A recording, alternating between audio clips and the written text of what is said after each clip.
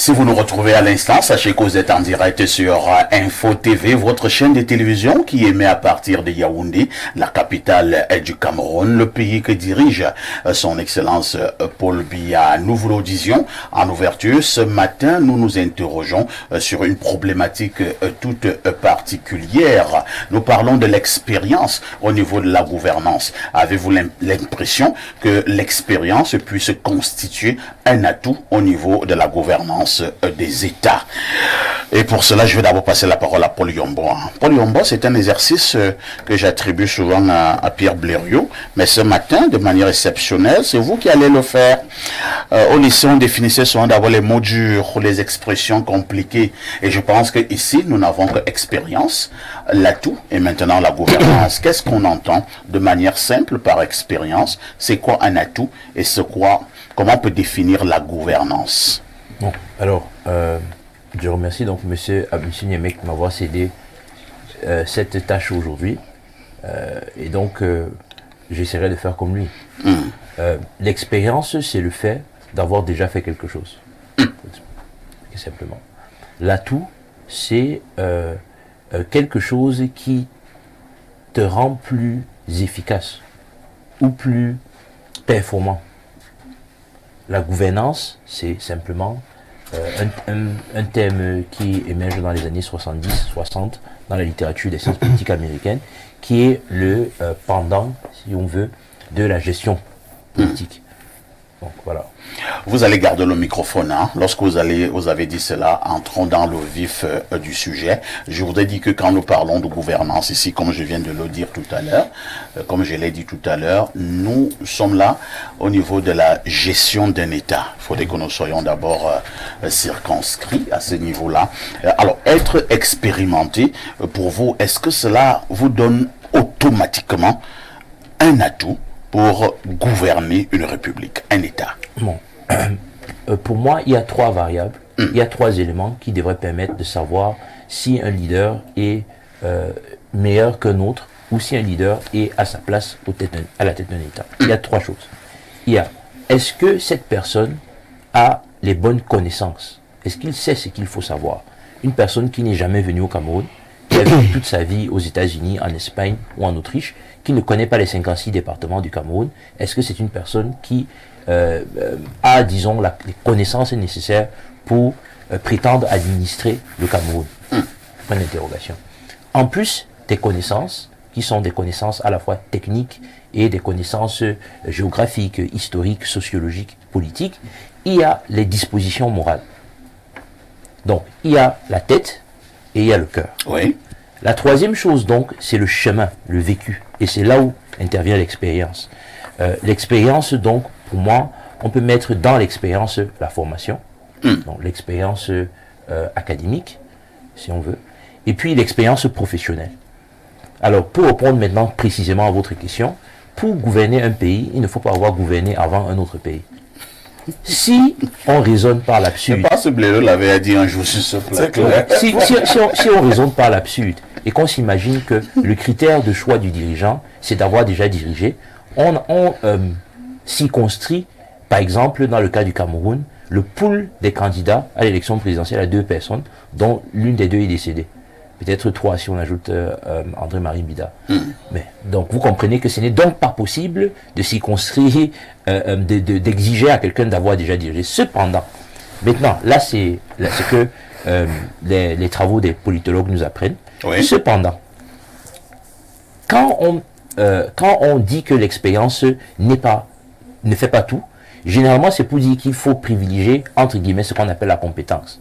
Sauf que la compétence en politique, ce n'est pas la compétence des experts. Au contraire, la majorité des gouvernements ou des gouvernants technocrates échouent lamentablement. Ah bon? Oui. Je prends des exemples. Matteo Renzi. En 2008, après la crise économique et financière qui a eu lieu dans le monde, le gouvernement de Berlusconi tombe et on met un gouvernement de technocrates. Ce sont des gens donc qui prennent des décisions sur la base d'une théorie du savoir qui leur est propre dans leur domaine d'expertise. Généralement, ils se trompent parce qu'ils ne mettent pas en avant des critères qu'un politicien un peu plus expérimenté sait être pertinent. Donc si vous prenez par exemple un pays comme le Cameroun, vous allez vous rendre compte qu'il y a un certain nombre de projets qui ont échoué par manque d'expérience politique de la part des décideurs. Et c'est de ça qu'on souffre généralement quand on agit sous l'impulsion du FMI, qui sont entre guillemets des technocrates qui n'ont très souvent très peu de connaissances de l'économie politique ou de l'environnement du Cameroun. Très bien. Merci Paul Yombo de nous d'avoir montré le chemin. On va passer la parole à Pierre Blériot. Mais Pierre Blériot, il y a un vieux débat qui a cours, que ce soit au Cameroun ou bien dans certains autres pays africains, où on vous fera comprendre que non, ce jeune homme, peut-être qu'il a 35 ans, 40 ans, et ne peut pas diriger le pays parce qu'il n'a aucune expérience. Quelqu'un vous dira que bon, par contre, celui qui a 70 ans, il peut bien diriger le pays. Il a été ministre de ceci, ministre de cela. Il a créé son parti il y a 15 ans. Et donc, on peut lui faire confiance. Il a l'expérience. Je vous passe la parole. Parfait. Ici, Paul Yombo a voulu faire simple, mais il lui a manqué un élément dans la définition de l'expérience. Il a fait trop simple. Il a dit l'expérience, c'est le fait d'avoir déjà fait quelque chose. Pas exactement. Et en avoir tiré un enseignement. Voilà. Parce qu'on pourrait faire la même chose 100 fois, vous ne retenez rien. Oui. Vous n'avez donc aucune expérience. Yombo, on est d'accord. C'est pour cela que nous avons les gens qui font la même chose depuis et n'ont pas d'expérience. Vous voyez un peu. Durer quelque part ne veut pas dire que tu as une expérience. Non, non. C'est est-ce que tu as tiré des leçons de la chose que tu faisais. En fait, l'expérience, je l'ai dit dans une de mes sagesses du jour, est un professeur cruel qui vous donne la leçon après l'examen. C'est après l'examen que l'expérience vient vous dire qu'il s'agissait de ceci ou de cela. Donc, la pratique permanente d'une chose, si on n'en tire pas une leçon particulière et qu'on met à profit, ne fait pas une expérience. On est tombé d'accord sur ce point-là. Les grands projets au Cameroun, on reprend les mêmes et on recommence. On commet les mêmes erreurs et on échoue. Après, on dit qu'on a de l'expérience. Non. Vous avez de l'ancienneté.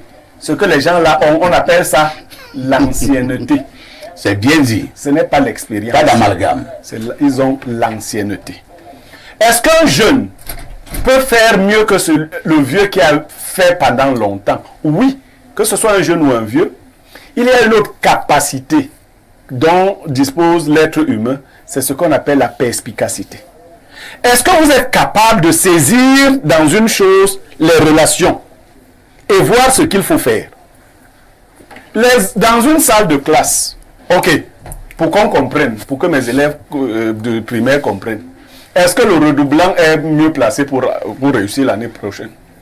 Pas forcément. S'il ne prend en compte les erreurs qu'il a commises pour les corriger, mais pas même redoubler parce que fondamentalement, parfois ici, les êtres humains sont, tous les êtres qui existent, y compris les humains, sont de trois types. Il y a les, quoi que tu fasses, tu ne seras jamais rien. C'est les il y a les, si tu fais des efforts, tu deviendras. Il y a c'est lui qu'on attendait. Lui n'a pas besoin de tout ça. Celui-ci, même s'il fait 100 fois, ça ne va jamais réussir. Vous voyez, c'est ça les êtres qui existent. Donc, quelle que soit la longueur, la durée que la personne mettra dans une activité, il ne comprendra pas. Mais si vous avez celui qu'il faut, il comprend très vite la nature des problèmes. Vous avez souvent vu quand nous avons tous étudié, et souvent fait des groupes de travaux en mathématiques, en autres. Pendant que les vieillards sont là en train de chercher la solution, un petit enfant sort et vous dit que c'est telle chose, non? Est-ce qu'il en avait l'expérience? Il a la perspicacité. Ce dont on a besoin pour bien manager une chose, c'est d'avoir un esprit suffisamment agile. Si vous êtes vieux et que votre esprit est aussi vieux, vous ne ferez rien de bon. Très bien. Si vous êtes jeune et que vous avez un esprit vieux, vous ne ferez rien de bon. Par contre, même si vous êtes vieux et que votre esprit est demeuré jeune, vous êtes quelqu'un d'expérimenté.